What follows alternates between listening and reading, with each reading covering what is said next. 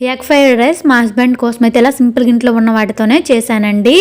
మా హస్బెండ్ అయితే చల్లగా ఉంది నేనేమి తిన్ను అని అన్నారు.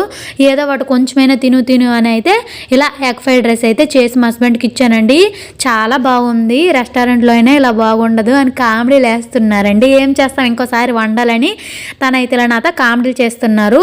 కొంచెం ఆయిల్ అయితే తీసుకున్నానండి. ఆయిల్ కొంచెమే తీసుకొని మీరు ఎక్కువ తీసుకున్నా తీసుకోవచ్చు. అందులో 2 గ్రీన్ చిల్లీ వేసుకున్నాను. మంచిగా ఫ్రై అయ్యాక 2 ఎగ్స్ అయితే అందులో వేసుకున్నాను.